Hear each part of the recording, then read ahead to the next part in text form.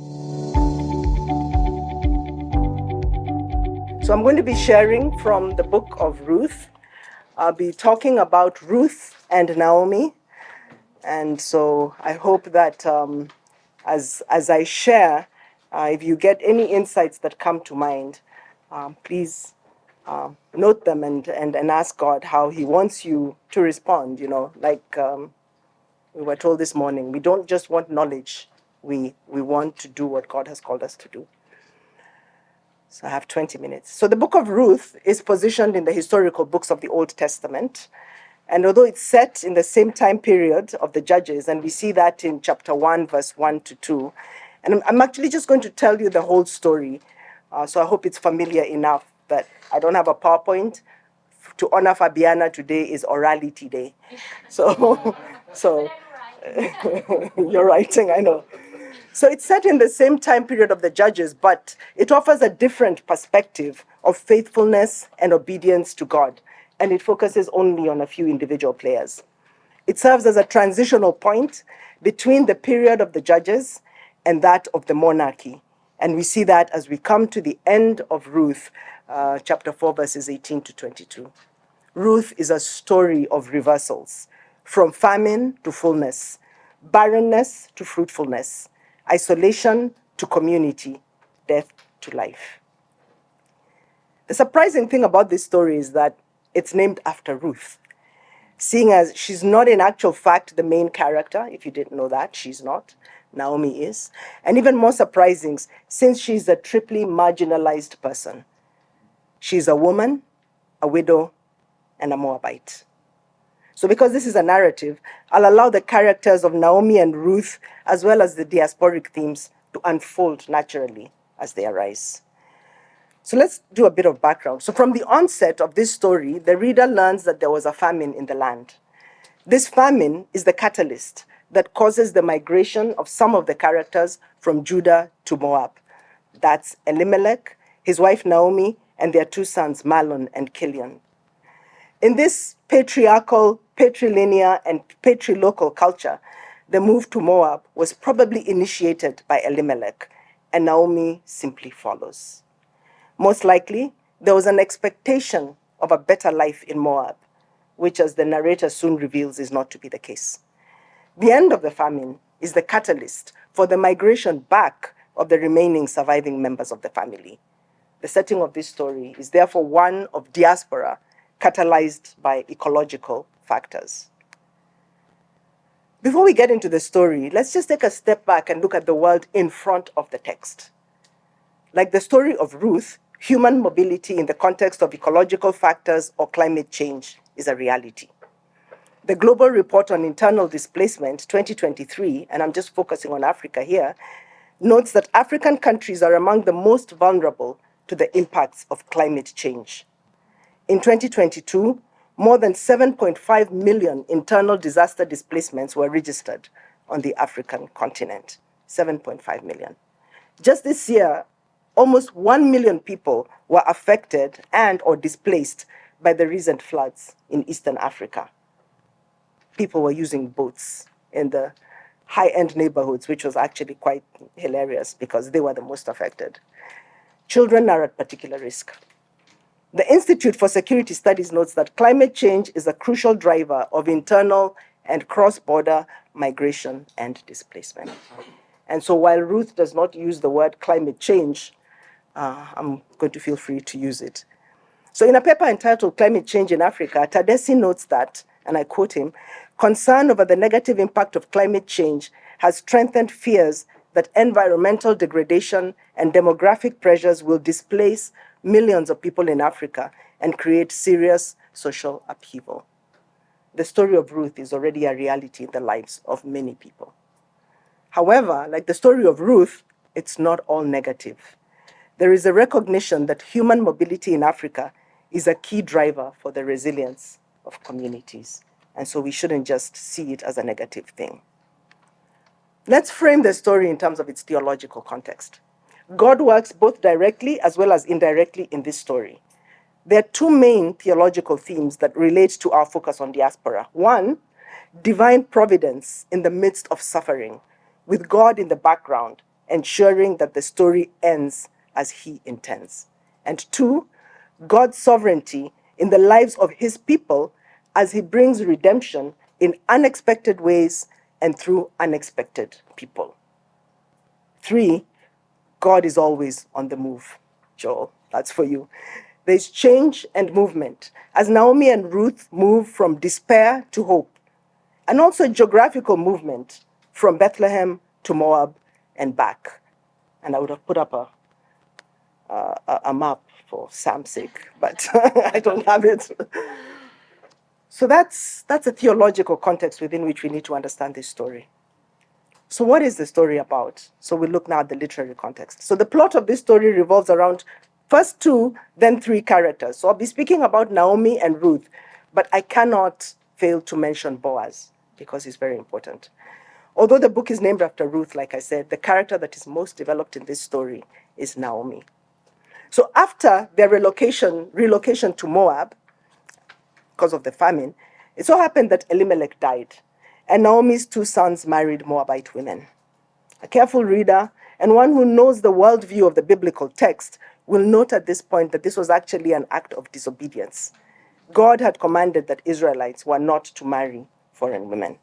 It's not clear why Naomi allowed this. Perhaps, as a mother, she was desperate to ensure that her sons established their own families. So lest we judge them too harshly, it's worth noting that it's not always easy to maintain one's faith in the midst of the challenges that face one in a foreign land, particularly if one's faith community is not well represented there. For 10 long years, Naomi lived in a diasporic context that was culturally, socially, religiously, racially, and politically different from what she was used to. The reality is that living in diaspora can often be challenging on multiple fronts. So after a little while, both her sons died, and Naomi was left with her 2 Moabite daughters-in-law, Orpah and Ruth. The grief she experienced at the death of her sons in this foreign land, away from her support system back home, must have been excruciating. It also provokes what Taylor describes as a catastrophe. Even though this is a patriarchal culture, Naomi is forced to become the de facto head of the family, without any extended family to provide legal, social, and economic support.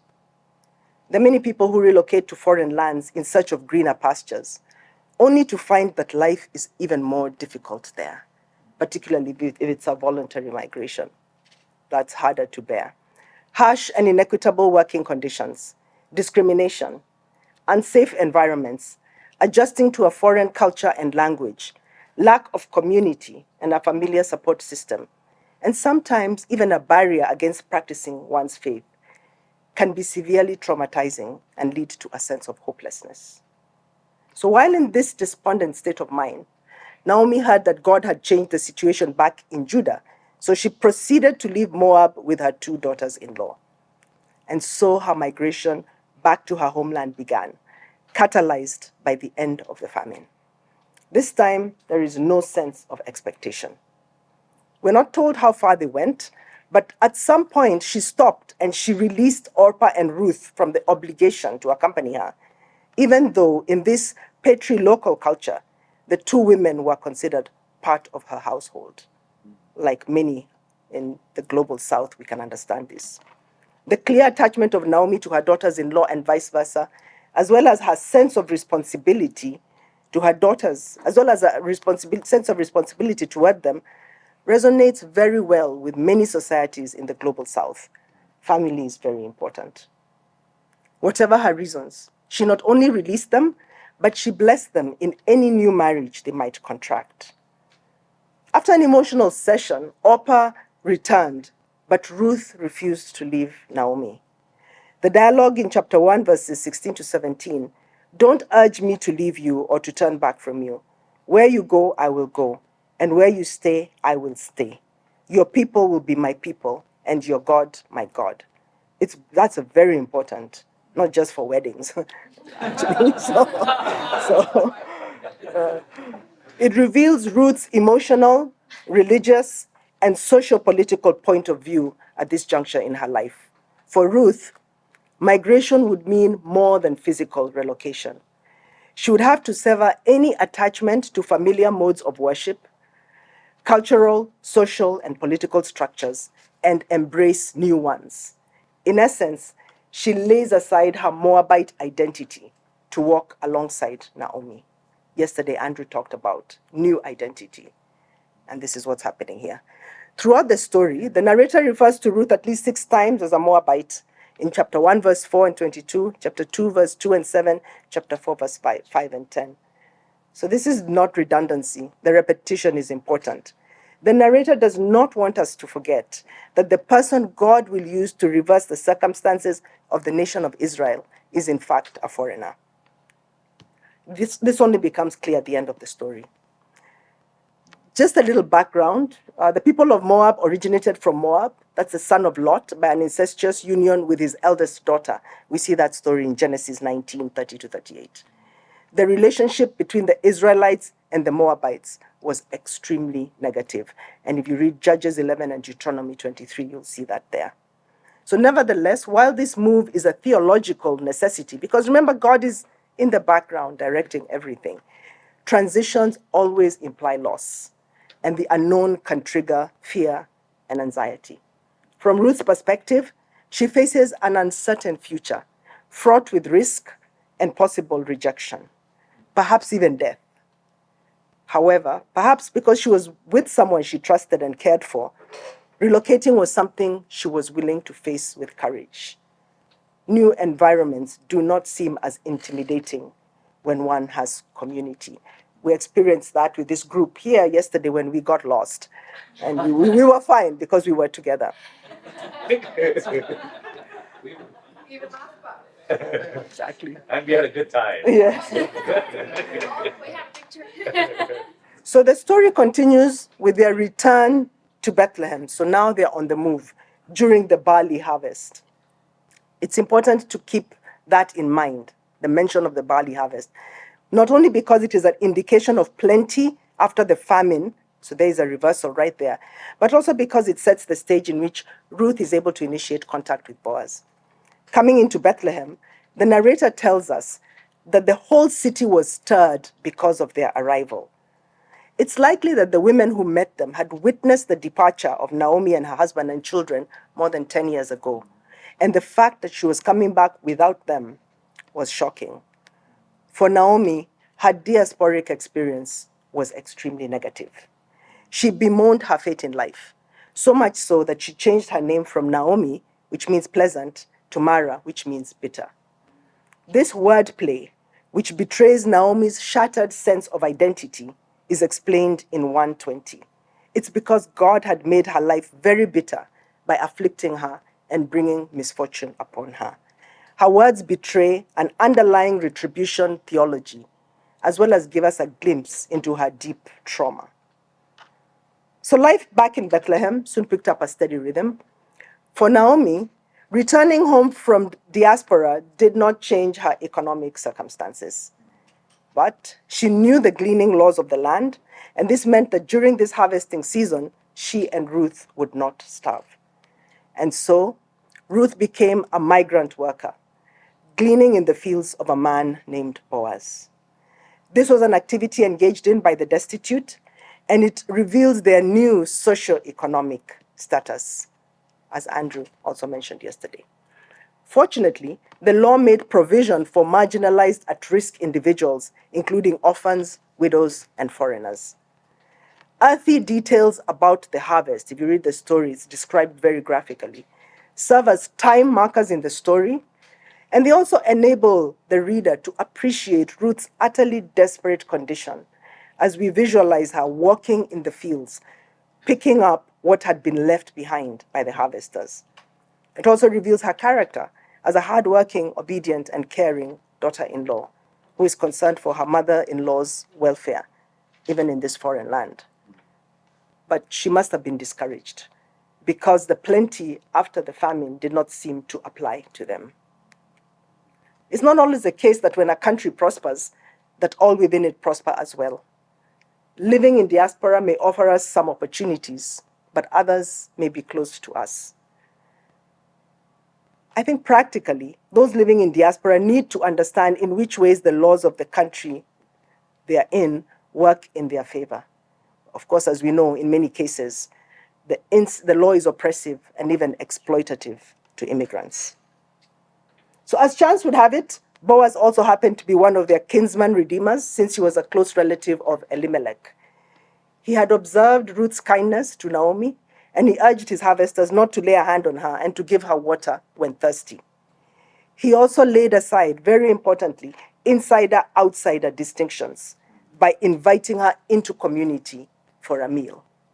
That's in chapter 2, verse 14. Single women in ancient times were regarded as property, and in some contexts even today, right? And they were often at risk if they did not have male protection. Foreign single women were even more at risk, and Ruth would have been vulnerable to physical and sexual abuse without Boaz's quick action. So shortly after, Naomi devised a risky plan to find a husband for Ruth.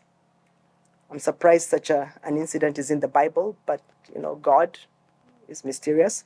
So closely following Naomi's instructions and having identified where Boaz was to spend the night, Ruth, surprisingly, because it was against the norm of the day and might have led to allegations that she was a prostitute, she lay down at his feet.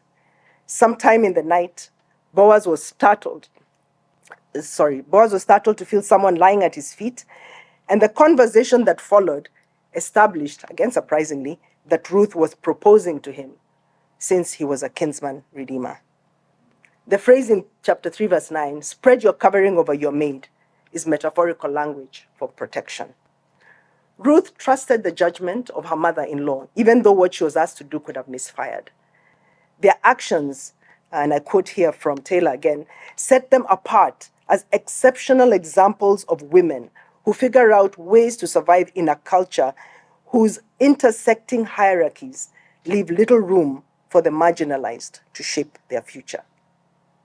In today's migration environment, safety is a big issue, and women and children are particularly vulnerable to sexual assault and trafficking.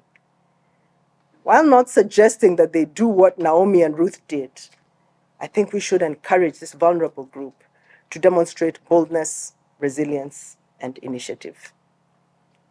So Naomi's plan revealed her knowledge of yet another aspect of the law. According to the Levirate law, if one brother died without leaving a male heir, his brother had the responsibility of marrying his widow. He would also have the right to buy back or repossess the family's land. This redemption would ensure security for the vulnerable widow, and in this case, for Naomi as well. In this way, the name of the brother who had died would be carried on. In Kenya, we have a practice like that amongst the Luo. Interestingly, however, the genealogy at the end of the narrative does not preserve Mahlon's name, only the land and the line. For Naomi to organize a marriage of this sort with a close relative of her dead son is not a strange idea. Nevertheless, given the power differentials in this hierarchical society, it reveals her knowledge and ingenuity in working within Jewish laws and customs to ensure security, stability, and protection for herself and Ruth. Again, a practical measure. Boaz accepted her proposal, which is surprising given that she was a foreigner, but perhaps not so much so given his honorable character. However, there was one condition, that she allow a more closely related relative the first chance. This is a surprising twist to the story, and indeed the introduction of a new character at this point leaves the reader with a sense of uncertainty, and perhaps causes both Naomi and Ruth some apprehension. If there was another closer relative, why had he not shown himself? But God was working in the background, and ultimately, the closer kinsman redeemer declined the opportunity, giving Boaz the go-ahead to claim Ruth as his wife. And perhaps what is the biggest reversal of circumstances, the previously barren Ruth soon conceived and gave birth to a son. In the Jewish culture, as in Africa today, barrenness was considered a great shame, and so Ruth's fortune had indeed turned. In addition, even though she was a foreigner, she has the blessing of the townspeople and a highly improved status. And we see that in chapter 4, verse 5. Compare this with her entrance into the city when she's not even mentioned. And so through land redemption and a Levirate-like marriage, no longer is her identity as a Moabite primary. She becomes an insider. They name the child Obed, and the genealogy that follows reveals that he eventually becomes the father of Jesse, who in turn becomes the father of David, king of Israel.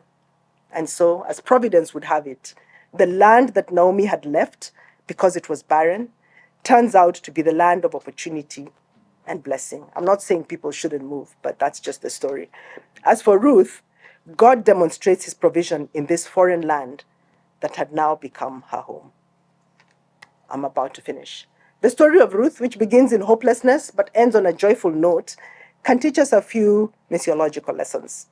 First, those in diasporic contexts can trust in God's providence to bring about his greater purposes, especially in the midst of adverse circumstances. While suffering may be an indication that we are out of God's will, it is not always the case. Sometimes God allows suffering for his own purposes to catalyze movement and thereby encourage the spread of the gospel wherever people go. Second, community is vital. The church must be at the forefront in embracing the foreigner in our midst, without prejudice or discrimination. We must treat them humanely, as those whom God has created and brought to our very doorsteps that they might hear and hopefully receive the gospel. Insider-outsider distinctions that lead to othering should not exist. This will often force us to make counter-cultural decisions that celebrate the value of the marginalized in our midst. It's difficult. At the same time, we must also realize that immigrants who carry the gospel have been sent by the sovereign God to revitalize our faith in unique ways. Third, Christians, whether in the context of church or individually, need to learn how to care for those experiencing grief and trauma as a result of their negative experiences, whether these have occurred in their countries of origin or during their diasporic experience. We must also learn to protect the vulnerable in our midst. While church-state distinctions must not be collapsed, we should educate ourselves and promote fair and just immigration laws and their implementation. And I know that is controversial, but I think the church must step in. So this story of Ruth, orchestrated by God through his divine sovereignty and providence, as he moves Naomi and Ruth through a series of reversals, physically, spiritually, and emotionally, from famine to fullness, from barrenness to fruitfulness, from isolation to community, from death to life, is one that should spur us on in this very important task God has given us so that we can refresh those in diaspora.